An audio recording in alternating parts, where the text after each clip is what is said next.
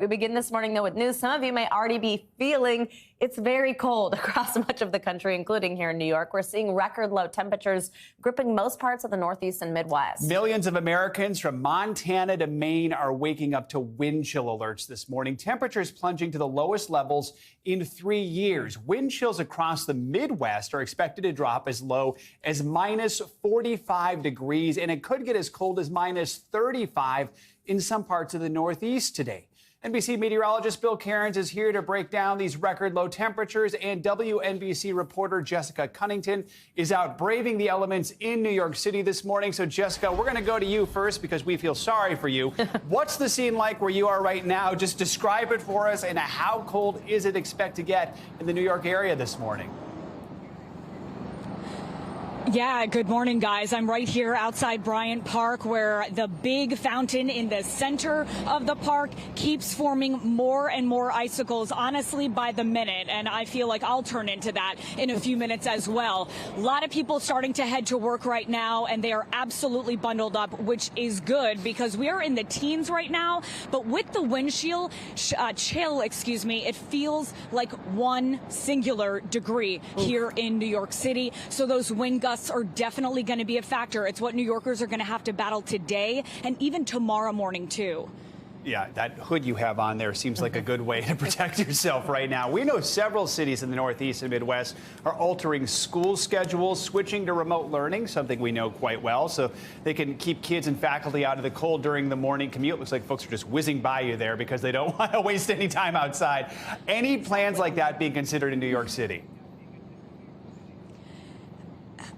No, Joe. Honestly, 1 million public school kids here in New York City will be heading into the classrooms today. And you know what? Last Friday, we got our first snow of the season, several inches here in and around the city. And Mayor Eric Adams said kids are going to school. So even last Friday, he made that decision when the snow came, and he defended that decision. So no, this morning, kids will be out and getting into those classrooms. So again, for parents getting their kids ready, definitely just be prepared and get, especially the little ones, really bundled up for that commute to school. And we'd love to stay inside today, but obviously that's not the case. Some people do have to go out. So what are the best ways to stay warm during this brutal stretch of cold weather? Anything people should avoid in order to stay safe?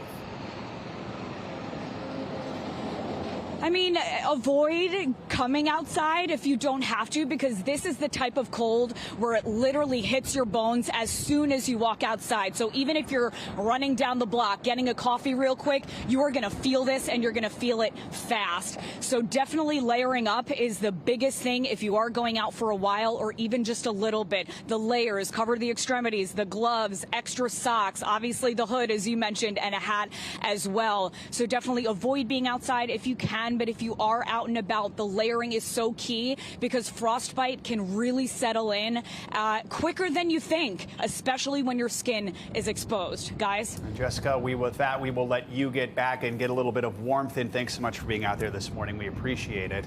Let's get a check on your morning news now. Weather. NBC meteorologist Bill Cairns joins us now with more on this Arctic blast, when we can expect to see some warmer temperatures. And he's indoors, thank goodness, because I think we'd hear some complaints if not. Yeah, I spent my time as a kid in upstate New York waiting at a bus stop in like -10, -15. So I've done my outdoor cold, so I don't need to go back to those days anytime soon. So let's show you what's happening. So this is kind of our first dangerous cold out there that we've had this season in the Northeast and in New England. And actually, because it's been so mild the last couple winters, this is really our first really cold, dangerous blast in almost 3 winters. You have to go back to 2019. Remember, we talked a lot about the polar vortex. That was a really cold winter. We had a couple outbreaks that were much colder than even what we're dealing with today. But because it's been so mild, it's a shock to the system out there. Now, the criteria for wind chill warnings is different in every area. We don't even have wind chill advisories for D.C., Philly, New York, or Boston. And by the way, Boston public schools are closed today because of the cold. But in northern New England, where the worst of it is, that's where it's a lot more dangerous, and that's where we do have the wind chill warnings. Your eyes immediately go up to Caribou, Maine. The temperature is -14. And that's the coldest I've ever been. I lived in Maine for a little bit, a couple winters, and negative 14 was the coldest I ever felt it. And the wind chill is negative 33 in Caribou. So that's some serious cold. It's a little bit better today in the northern plains. Remember yesterday we were talking about International Falls and Minneapolis. They were like negative 20 to negative 40. This morning it's still in the negative numbers, but it's not quite as bad. So you're starting to get your recovery.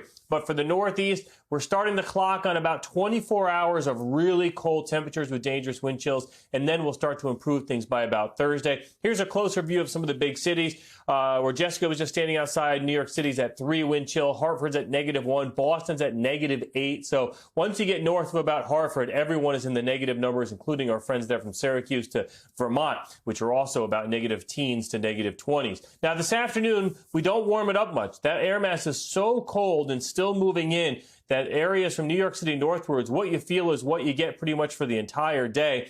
D.C. gets a little bit warmer as the day goes on, going up to about 29. And then we have one more really frigid morning tomorrow. It won't be as bad as today, but still about 17 in New York. Wind chill of 10 won't feel good. Same with Boston up to Maine. The reward finally comes by the time we get to Wednesday afternoon, Thursday, and Friday. Temperatures even go above freezing in some cases, and that'll be our recovery. And one thing that's interesting is that this is really confined to the Great Lakes in the Northeast. I mean, today is 50 in Denver. Oklahoma City is almost up to 60 degrees. So the middle of the country, which was cold, really begins to warm up. And anytime, you and Joe knows this, when Minneapolis in the middle of winter hits 32 degrees, it's like a party in the streets. So it's a short blast of cold air, guys, and then we're going to be out of it in a hurry. Yeah, 32, that's shorts weather. My favorite, by the way, cold weather story. I was in Duluth, Minnesota years back. It was 45, 50 below wind chill.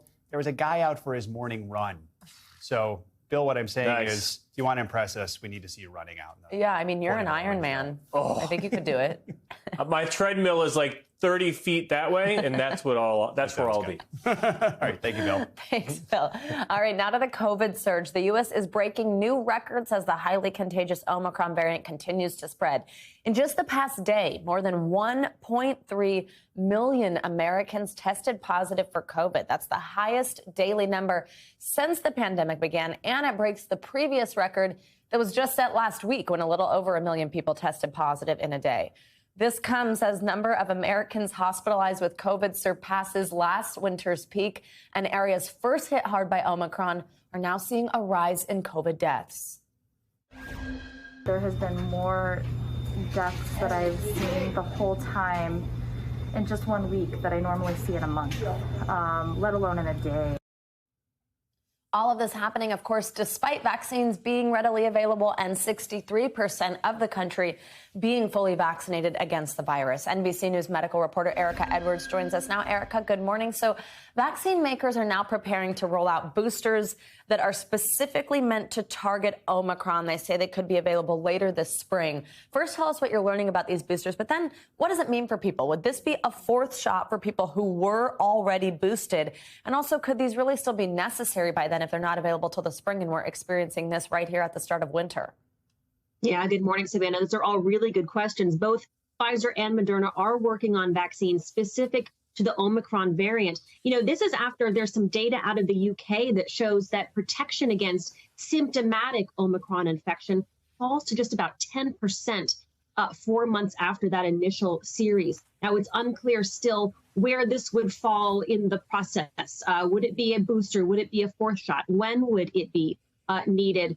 Omicron is spreading so rapidly that some are saying, you know, perhaps we won't end up needing this. It would just be part of, you know, that annual shot that we get. Now, both CEOs of both companies were on CNBC yesterday to talk about their work. We're working very actively on an Omicron-specific vaccine as a booster. That should be in the clinic very soon. This vaccine will be ready in March. I don't know if we will need it. I don't know if and how it will be used, but we'll be ready. Yeah, so it's also important to remember that both of these vaccines do remain quite effective at preventing the most severe complications of COVID-19. That's hospitalization and death. Savannah? Now, Erica, one of the other big issues we've been seeing is the fact that if you are feeling sick, maybe especially during this Omicron spread, obviously we know 1.3 million people just tested positive yesterday. If you are feeling sick, you can't get tested, and therefore you might be going out and spreading it. But it soon might be easier to get those kits because the Biden administration says private insurers will have to cover the costs of, get this, 8 test kits per family member each month. Tell us how this program will work. How will people be able to claim those tests? Yeah, this is part of a big push by the Biden administration to really try and meet that massive demand for those rapid at-home tests. People with private insurance will be able to get those tests at certain pharmacies without any out-of-pocket costs. Others in other scenarios will need to file for a reimbursement. Now, this is in addition to the tests that are already free. Those are, if a doctor orders a test for you specifically, those are also going to be free of charge. Savannah. All right, that's good news for people. Now, Erica, we've heard how hospitals are so overwhelmed dealing with an increase in patients and staffing shortages right now, again, breaking records. Now we have Merck saying its authorized COVID pill works well against Omicron. How does this treatment work? Remind us, because I think a lot of people forget that it's available or haven't had to have that experience. And also, what's the rollout been like so far? Is it in hospitals and available to use? No, not quite yet. The rollout has been pretty patchy. The Biden administration ordered about 3.1 million courses of the drug late last month. Most of those drugs will be available later this month. Now, it was an executive of Merck who said during a healthcare conference that he believes that the pills are effective against the Omicron variant or other variants that may come down the road, although he didn't offer any details or any new research to sort of back that up. We do know that in November, Merck released some pretty disappointing data from its drugs, saying that they're only about 30% effective against hospitalizations and death. Savannah. All right, Erica Edwards, thank you so much for bringing us the latest here. Let's bring in Dr. Boblajita. He's a professor at the Hackensack Meridian Medical School and the director of autoimmune and rheumatic diseases at St. Joseph Health. He's also the author of the new book, Immunity Strong. So, Dr. Bob, good to have you with us. What should people know about the situation at hospitals right now dealing with Omicron? What are you seeing? Well, what we're seeing, Joe, is a shortage of nurses aides, and in some cases, physicians themselves. They're asking for a lot of people to leave their offices and come and help, because there are not that many people after illness goes through, say, a ward of patients. And most of the beds are COVID Omicron patients. They are less severely ill, but in the ICU, there's still that complement of very, very ill patients who then subsequently are ventilated and then die. We know a lot of vaccinated people are testing positive for the Omicron variant, most experiencing very minor symptoms. But this is a question I've heard from a few folks. If they're not boosted yet and they just got COVID, how long should they wait after having the virus to then get that booster dose? Well, a lot of people, particularly some researchers out of California, are suggesting, actually it's Oregon Health System, suggests that once you get the Omicron, you're super immune. I don't know if that is particular. That's after you've been vaccinated. These are breakthrough infections. So after you've had 2 shots of the mRNA vaccine and you get Omicron, they consider you somewhat immunized. And so I am suggesting, and others in the literature are suggesting, that you don't get the booster for at least 6 months after your Omicron infection, after your symptoms have cleared. All right. And of course, this is a fluid situation, as we know. So, of course, we'll be keeping tabs on it as it moves along. Dr. Bob, I also want to ask you about masks. We're hearing a lot of experts say that the cloth masks, even the surgical ones, they're just not as effective at preventing the spread of Omicron. I know I've just protectively gone back to double masking in most situations. But what is your best mask advice right now? Well, as far as double masking goes, it depends on your situation. If you're in a closed space with a lot of potentially unvaccinated people, you could easily get the Omicron. So double masking may be a good idea in those instances. But basically, here's the general rule of thumb. Cloth masks are not as effective against protecting others from your droplets or from you, from their droplets to you. Then you go to surgical masks, which are sort of those paper masks that everyone wears if they can get them. And those are effective better than the cloth mask. The most effective is the so-called N95 mask, which is very closely fitted to your face. And in fact, doctors and nurses undergo fit testing, that's what it's called, to prove that the mask you wear is tight and it doesn't allow droplets to escape. Those N95s are largely reserved for people in the healthcare industry, such as hospitals, EMS people, police, fire, etc. However, regular people can purchase them either online or in certain drugstores. So those are the best. The N95 is the best, then the surgical, and then the last is the cloth mask. Some of them are homemade at home. People have all kinds of colors on them and drawings, etc. Those are not that effective. Yes, they're more of a fashion statement sometimes. Dr. Bob, while we have you, I just want to get a sense of where you think we are right now. It was, I think last month, Dr. Fauci said January is going to be bad. And right now, clearly, January is bad. Do we have an idea of how long we're going to be in this peak period? Have we reached the peak yet? Where do you think things sort of fall as far as a timeline moving forward with this Omicron wave? We have not peaked yet, Joe. I think we're going to peak somewhere in February or March, and I think we're going to flatten the curve in this country, probably towards spring and maybe summer. So right now, because people are clustering and clumping in homes, in restaurants, and places where there is heat, because it's very, very cold out, at least in the Northeast, we're going to continue to see this spike. I don't think we've peaked yet. We'll probably peak towards the end of January, and then the curve will start to flatten. And by the spring and summer, I think we'll be in good shape. Flattening the curve, something we don't hear much about these days, but still incredibly important. Dr. Boblajita, as always, thanks so much. Appreciate it. Now, today, the federal government's response to the Omicron variant will be front and center on Capitol Hill as Dr. Fauci and CDC Director Dr. Wolinski are expected to testify in front of the Health, Education and Labor Committee. NBC News Capitol Hill correspondent Leanne Caldwell joins us now with a preview of this. Hey, Leanne, good morning. So we're expecting to hear responses to some of the major issues facing the country when it comes to COVID. Like, for example, the fact that there's been this shortage of at-home tests, which is creating this problem. People don't know if they actually are sick. They can't get their hands on a test. They're sold out. They're super expensive. Now, the federal government has come under fire about that. So what steps are they taking to address that? And what might we learn today in this hearing and questioning? Yeah, good morning, Savannah. So we expect Dr. Fauci to talk a lot about the status of the Omicron variant, about vaccines and how they work with the variant. We can expect Dr. Wolinski to answer a lot of those questions that you just mentioned about testing, about schools, and about CDC guidelines. There's been a lot of confusion, and she's come under a lot of fire over the updated guidelines, including only having to quarantine for 5 days if you are asymptomatic and have COVID. And we expect them to get a lot of tough questions, not only by Republicans, of course, but also Democrats as well, who think that the administration has come a long way, but still has a long way to go to reassure Americans and give them the tools they need to deal with this virus, Savannah. Absolutely. And Leanne, one member on this committee that they will be testifying in front of is Senator Dr. Rand Paul. Now, we've seen clashes between him and Dr. Fauci in these types of hearings before. What are we expecting to hear there from him? Do we think we're watching out for any fireworks today? I'm sure it's going to be a repeat of all of the hearings in the past between Rand Paul and Dr. Fauci. There is no love lost between the two.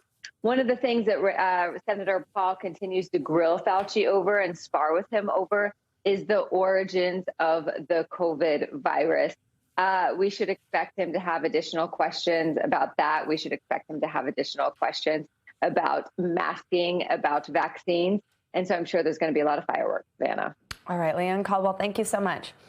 Turning out of the battle over voting rights, later today, President Biden will visit a state at the center of the issue.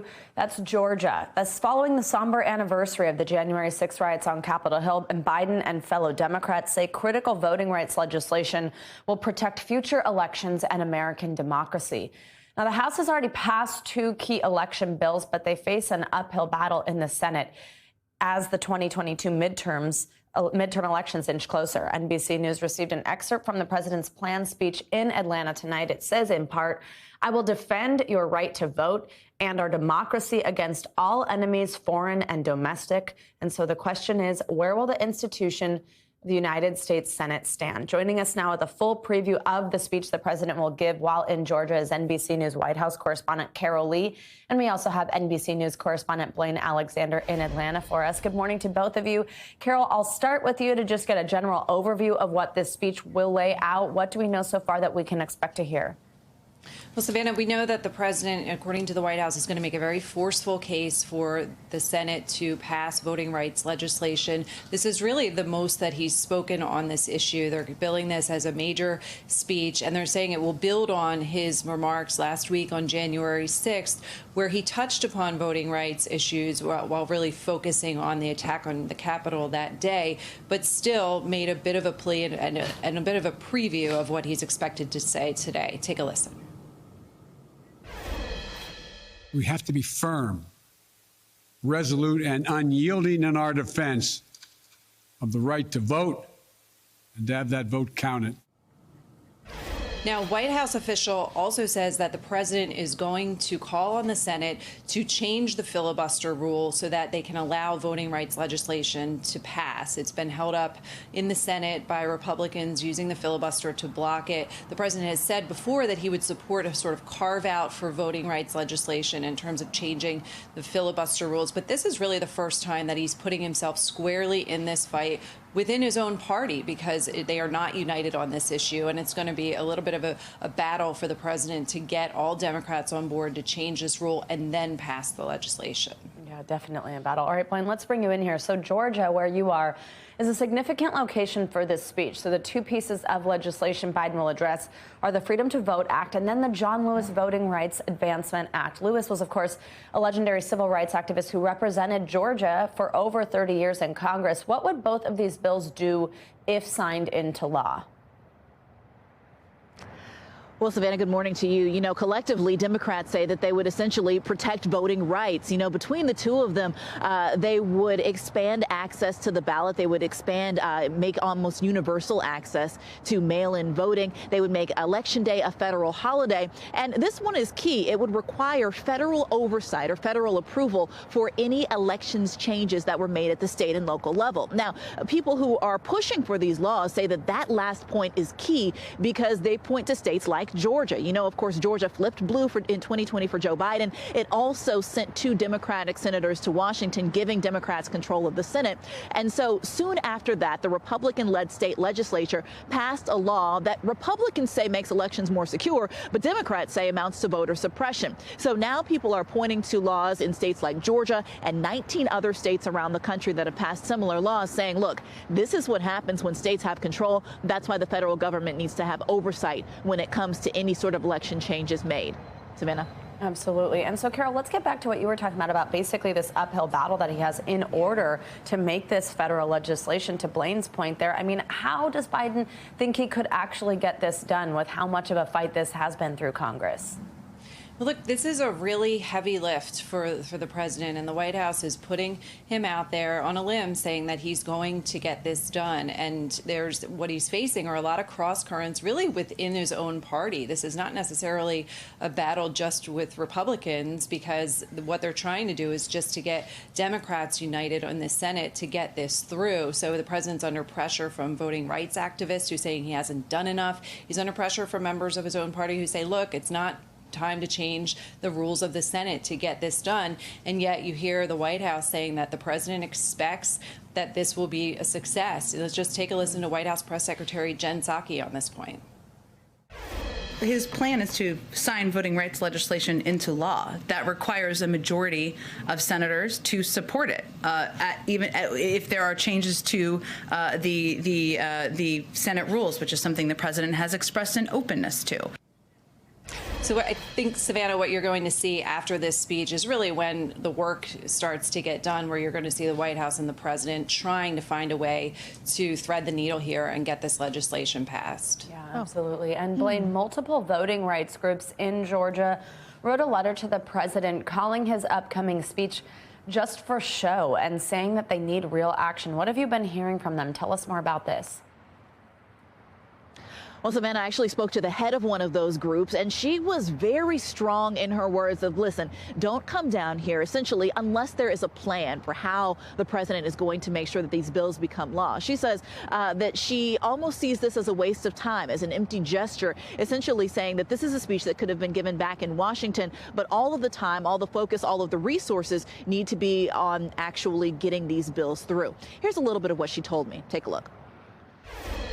We know that we have the votes, but when you have bad maps and bad laws, there's nothing that we're able to do to assure our folks that their voices are going to be heard and tallied fairly.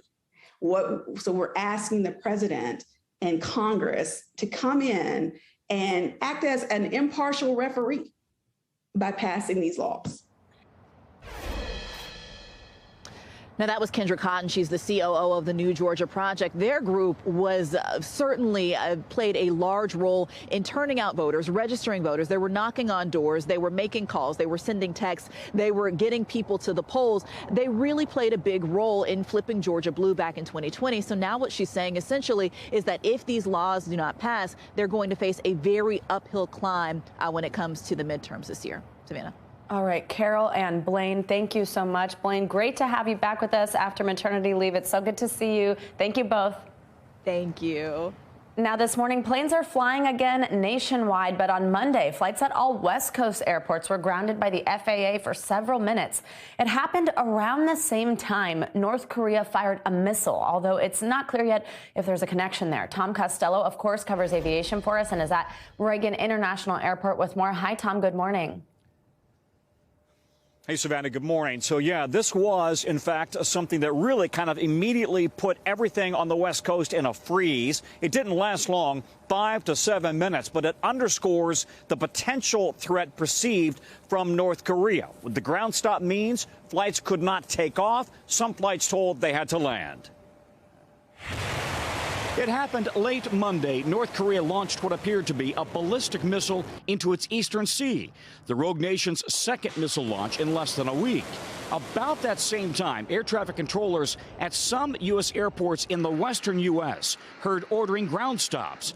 This was air traffic control at California's Burbank Airport. Mike Echo, I need you to go ahead and land at Van Nuys at this time. Some sort of national security threat's going on, and we are not allowing aircraft to just maneuver in the area at the moment. Are you able to land Van Nuys? The highly unusual and coordinated ground stop lasted for about 7 minutes. So far, no reason given. Under an FAA ground stop, flights scheduled to land at an airport are forced to stay at their departure airports. No takeoffs. They can be related to weather, equipment, or extreme events. Air traffic controllers at San Diego Airport. Weather is the same. We are ground stop. What's the ground stop for? We don't know. We are trying to find out. It is everybody nationwide. Interesting. South Korea and Japan confirming North Korea launched a missile early Tuesday morning their time. But it's not clear how far the missile flew or where it landed, or if any U.S. planes were ever in any jeopardy. Again, the FAA not commenting this morning. Neither is the Department of Defense. We can tell you that there is great concern right now, of course, about North Korea's ballistic missile program. And allegedly, I underscore allegedly, North Korea has even been working on hypersonic weapons. You know, the most famous nationwide ground stop occurred on 9/11 when the FAA ordered every plane in the air down on the ground and no planes to take off. This ground stop lasted only 5 to 7 minutes, only affected western states. Savannah, back to you. All right, Tom Costello, thank you so much. Thanks for watching our YouTube channel. Follow today's top stories and breaking news by downloading the NBC News app.